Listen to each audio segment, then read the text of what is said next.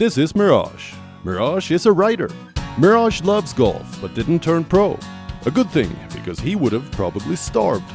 He loves motorcycling, can strum and sing a bit, and is committed to nothing except a life on the road. This is Johan. Johan is a photographer.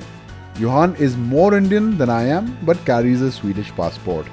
Johan has lived around the world and bankrolled his travel with some pretty interesting gigs. He's picked apples, been a bartender, worked on an oil rig, before finally discovering the camera. Last year, we teamed up to travel for a year in India and chronicle our experiences. It's been quite a trek, a hell of a ride, a drive like no other, a flight to new horizons, and a voyage that we hope won't end anytime soon.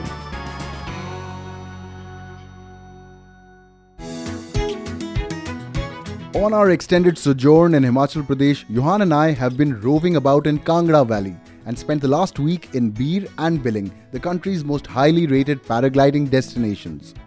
Keen to deepen my understanding of the sport, I signed up for a preliminary class and managed to get the glider into the air even if my feet stayed on Mother Earth. Johan got his thrills leaping off Billing Ridge riding pillion with a pilot.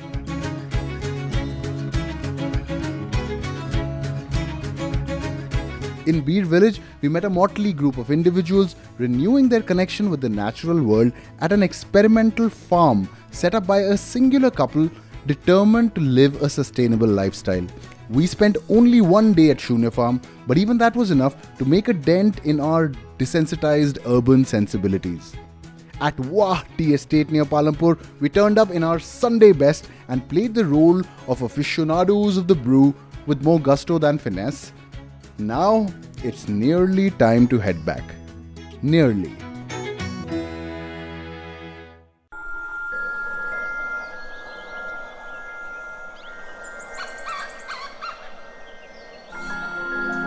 After all this time on the road, sometimes I'll wake up and find myself plainly disoriented. Where am I? What is this place?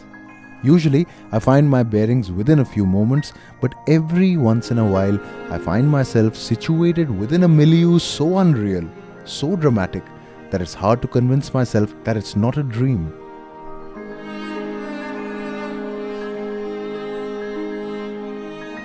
This time I know better, only because I've been here before.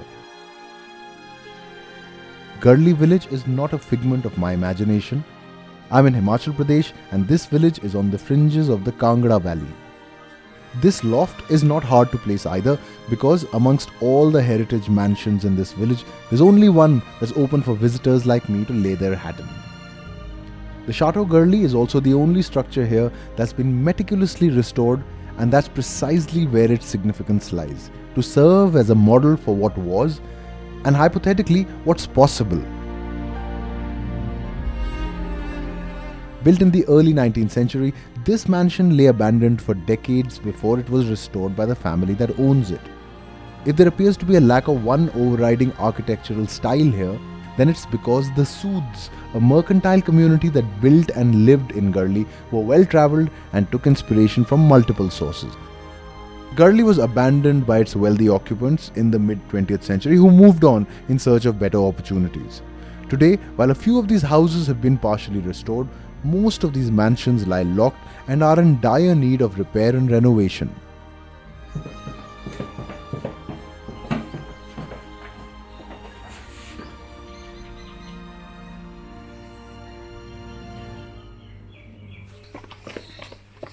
Oh, morning. How are you doing? Good. What's happening? Sunrise, man. You must have had a good view from your room. Yeah, you all set? All your Yeah. stuff packed? Eh? Yeah, I'm packed and ready to go. Go walk around town for a bit and check out this town. Mirage has been to Garli before and couldn't stop talking about just how pretty it was. I really want to walk about this heritage town and see for myself. Dinesh works at Chateau Garli and has kindly agreed to take me around. Just outside the hotel is a well that was once meant for all villagers to use. Garli feels a bit like a movie set that's served its purpose. It's hard to articulate for me. You know how sometimes you can walk into a place that you can just sense was brimming with activity and life till like a moment back. And now it's almost like people fled in a hurry, and time has stood still.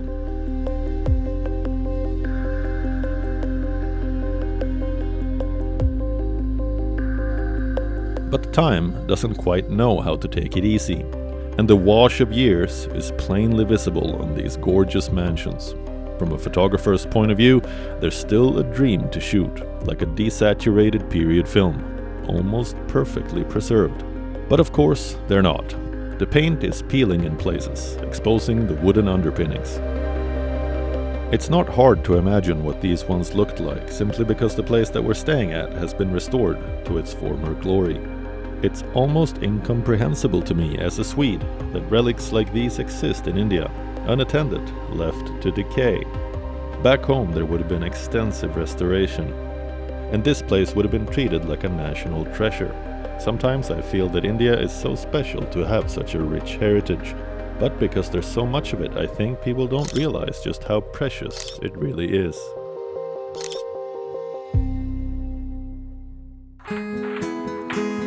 From one heritage village to another.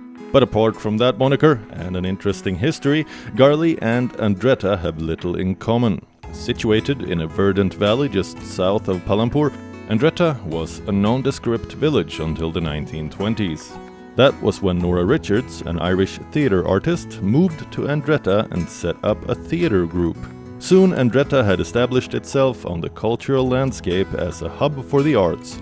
In the years to come, Richards was joined by well-known painter Sobha Singh and founder of the Delhi Blue art pottery Gurcharan Singh, a motley group of creative people who turned Andretta into a buzzing fount of artistic activity. Gurcharan Singh's legacy has proven to be the longest lasting, largely on account of the efforts of his son, Mansimran Singh, who, along with his wife Mary, established the Andretta Pottery and Craft Society in 1984. The society runs pottery classes for amateurs and long-term courses for committed potters.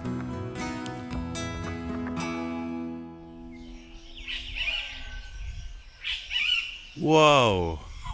Wow! And today isn't even a clear day. Wow, man. Okay, folks, those are the Dhauladars. Incredibly impressive, and I think they're made even more impressive because there are no like low mountains before them, really.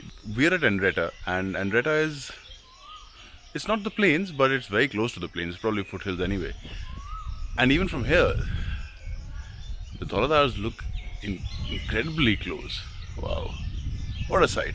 Anyway, we are staying in Andretta at a place called the Mirage. Now, obviously, Johan booked that on purpose. Johan is usually responsible for setting up the places we stay at. And something I give him a fair bit of grief over every now and then.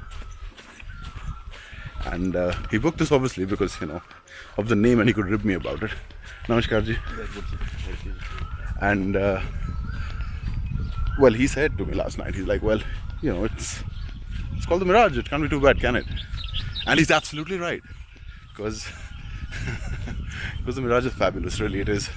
Sounds funny saying that, but it is. It's a bit of a walk, but not too long, 5 minutes. That's the entry to the Mirage. My room is small but perfect. Rudimentary, but it's got plenty of charm. The Mirage is a lovely little find. It's got these little hidden nooks which you can settle into with a book or a guitar. Yes. Dennis Harrop, who runs the place, doesn't grudge the guests using his living room that's again chock-a-block with curios and antiques.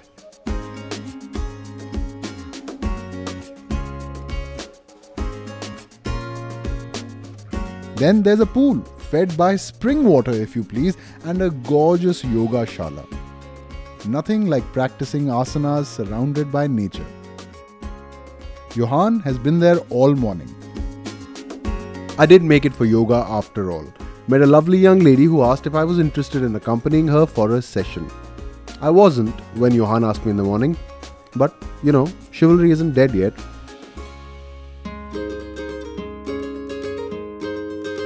Considering how interested Mirage was to come here, I'm a bit surprised he's left me to my own devices when it comes to the pottery village. I suspect that instead of working like he said he would, he's probably just chilling at the homestay. That's fine. I have always wanted to learn pottery. It's unlikely that I'll learn enough in a day, but at least I'll find out if I have the aptitude for it. From what I have read, the Andretta Pottery and Craft Society is the oldest and most well-regarded establishment in India to learn pottery.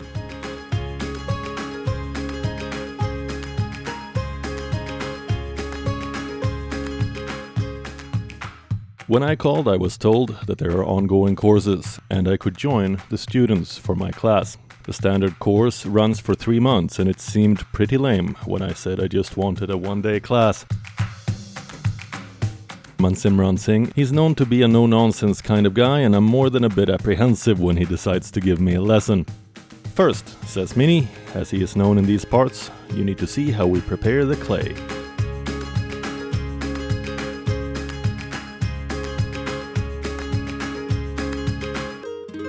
Left leg on that raw bar. Okay. That's right. I think you better get back a bit. Is there any space at the back? No. Well, this it. Now you kick forward like all these ladies. Look, they're kicking. That's right. Get some speed. Now the most difficult part, and all these ladies will tell you, is centering. To get it centered. That's right. Okay. Now you just bang. This is the amount of moisture you need. Just If a you have little more bit. than that, people around you won't love you anymore All right. because you'll splash. That's enough. That's enough. Okay. Then do this. Boom. Okay. Now, centering is one with two different pressures. You pull with your right, push with your left. Okay. Wet your hands. You can't do anything with dry hands. Okay. All right. Now watch. All right. Well, I'm just showing you. See Right. this hand. That If is you pulling. this is the hand that is giving the pressure. Now, if this hand gives the pressure, clay will just spread. Now this hand stops the clay from kick. Come on, get some speed in. All right, now you can stop. This hand stops it from spreading. Okay, that's to hold The it. right hand. Right. Okay. It's the left hand pressure. It helps you to stick to the wheel also. Okay. So this hand is pressure from this bar, right? It helps the clay to stick to the wheel, and this hand stops that from spreading, Okay. right? Yeah. And then the clay, once it's centered, then you start your pot. Now you wait. Can you stop the wheel? There's a lump in it. Feel, wet your hand. Wet your hands, wet your hands. Wet. Come on. Now kick. Keep your hand here. Can you feel there's a lump Yeah. there? There's a lump in the middle. All right. Now that, why that lump is there? Because that is a hard lump of clay. Okay. And now if you stop the wheel, we'll try and get rid of that. So we'll stop the wheel. Okay.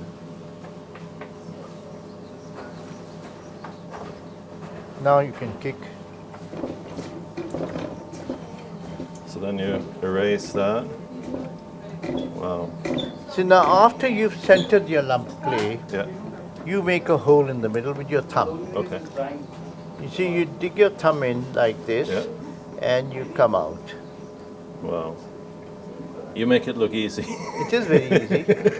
Now, you have to pull the clay. If you're doing it just for one day, then you don't.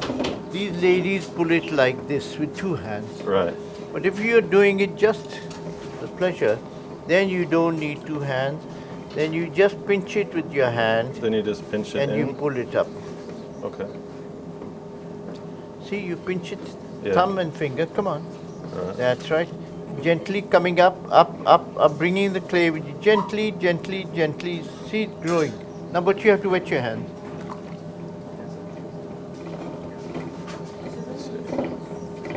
Support. This says for support, and that clay pulls it up gently. Don't push too much pressure; you'll get it too thin. All right. No, don't stop in one place. No, you're stopping in one place. If you stop in one place, it gets too thin there. Right.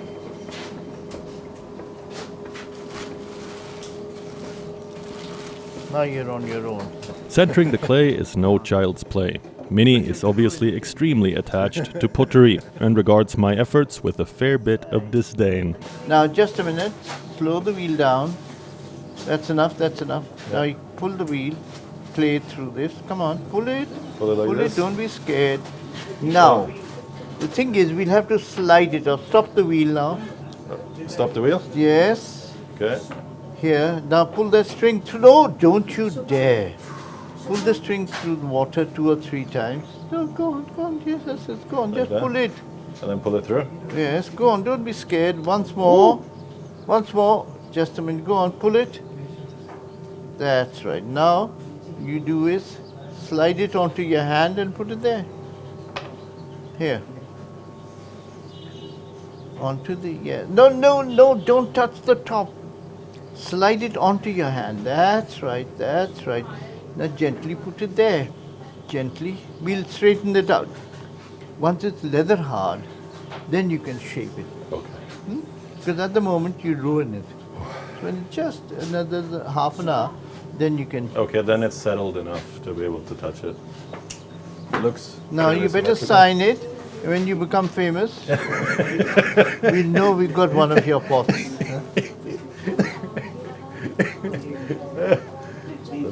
The first pot. So when I sign it, do I take this thing and No, not yet. Okay. It's only when it's leather hard. Okay. When it's leather hard. Okay. Got it.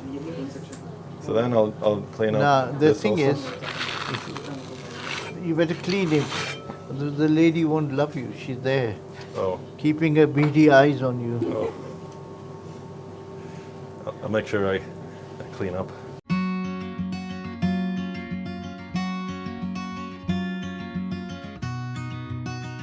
I can't explain it, but the joy you get when you make something with your bare hands is something else. I didn't really get the hang of it, but I think I could.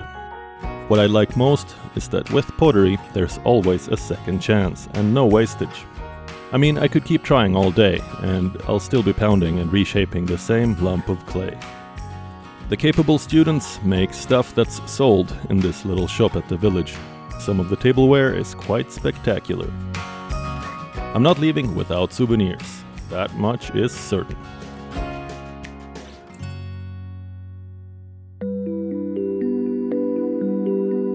This whole life in the woods thing is as old a literary trope as any. And it's absolutely true. Unfortunately, I'm just not that gifted as a writer, can't be inspired by a place and pull things out of thin air. I need interaction and people. So instead of trying to write anymore, I'm just going to find a place to bum around and do absolutely nothing at all. Go ahead and bang a gong. Nothing can drown out the sound of the whisper of my love. You know, it's been one of those relaxed holiday days. It's unbelievable, you know, we do get breaks and shoots, but you never really get to relax like this because you're always worried about shooting and something to do. Actually, I think that's a problem I have. It's a problem probably all of us have. I find it impossible to switch off. Impossible to even come to a place like this and not think of work because we're too hardwired to be productive all the time. Who's to say what's being productive, right? I mean, if you're spending your day playing music and thinking about things and, you know, taking stock of your life, then I suppose that's being productive too, isn't it? Hello, sweetie. Hello, sweetie. It's been an absolute pleasure to spend this afternoon with just you and the guitar. You read? Look at that. There she comes.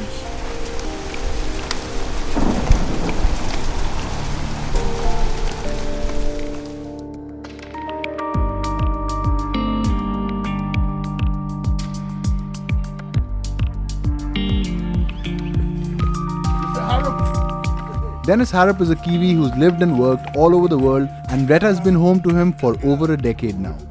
He's an all-round capital bloke around town and is always on the move, pottering about the homestay, fixing things, socializing, and generally living it up.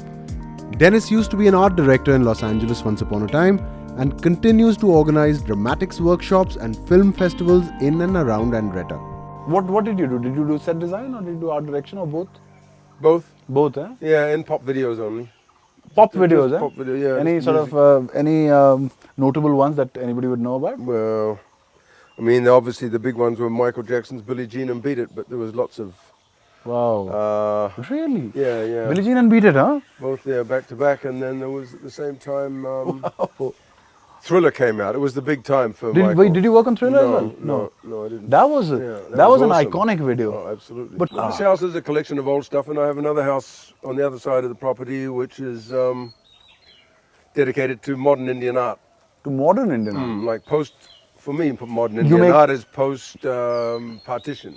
You must make a lot of money to collect modern Indian art. I only buy posters at the. Yeah, so far I haven't been able to afford an original. You must have like long-term visitors who come and just chill here for months.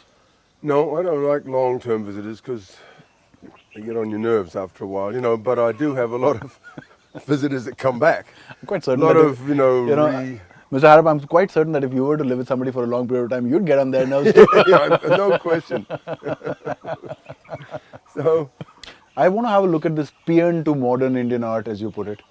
I want to have a look at that place. Are there guests in there? I'll show you the Yogashala. And Yogashala I've had a look at, but I you want to have? have a look at that house you're talking Okay, about. okay. If it's possible. Yeah, sure. Huh? sure. Shall I? All right. All right. My glasses. You look like you just walked off your yacht or something. I wish I did. It's my dream. What do you call this place? The White House. The White House. Oh, shoes off. That makes me think of Barack Obama, not Trump.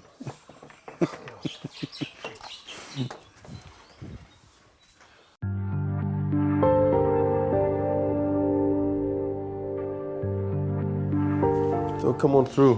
Oh, wow. Look at this. Yeah.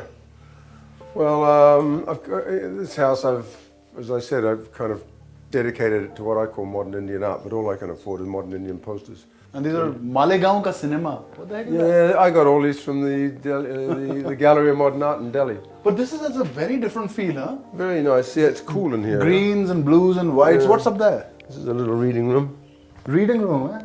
Gorgeous. Don't tell me you painted these. No, Huh? no. These are a couple of props that we used when we produced a play about Amrita Shergill.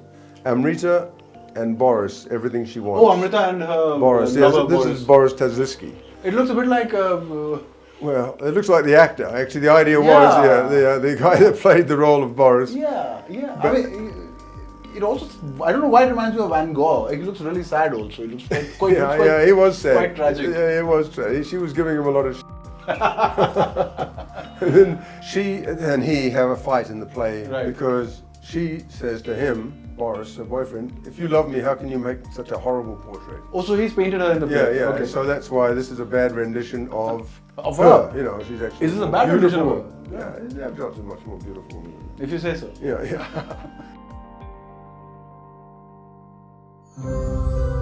If you look at the map of Himachal Pradesh, you'll see this huge water body just south of Kangra district. When I asked around, I was told that this is the Maharana Pratap Sagar, a large man-made reservoir that was created when the Bias River was dammed in the 1970s. You remember the guy I played golf with in Naldera? Oh yeah. Yeah, so he had posted some pictures of this lake from which you could see the Dauladars, and it didn't look like a lake. It looked a bit like Pangong Lake in Lim, and it was like an ocean. Oh. And the more I drive around here, and the more you see all these dry streams, I'm just like, what is this place that has all the water while all the the rivers have no water, the streams have no water? Where is all the water? So apparently all the water is at Pong Dam. Pong Dam. It's kind of a funny name also. Pong Dam. Pong Ping- pong. Ping pong.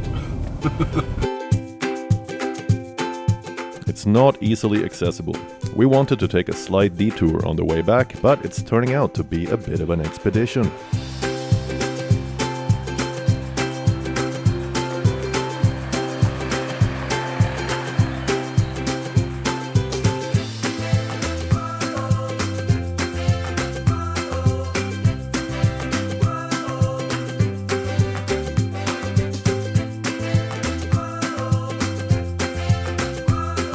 I I had no idea that the location would be this remote.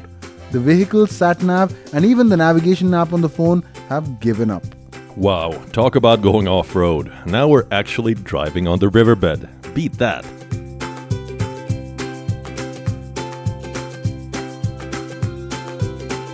It appears out of nowhere, this reservoir, and it's larger than I had imagined.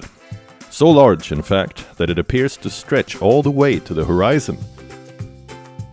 WION Traveller truly knows no bounds. Who would have thought there's an ocean out here, man? It looks like an ocean. I'm no fan of dams, but apparently this reservoir is a regular pit stop for flocks of migratory birds flying south during the winter months. So much so that taking cognizance of the biodiversity in this region, this water body has been designated a protected area. That, in my mind, is really the most compelling reason that justifies its existence.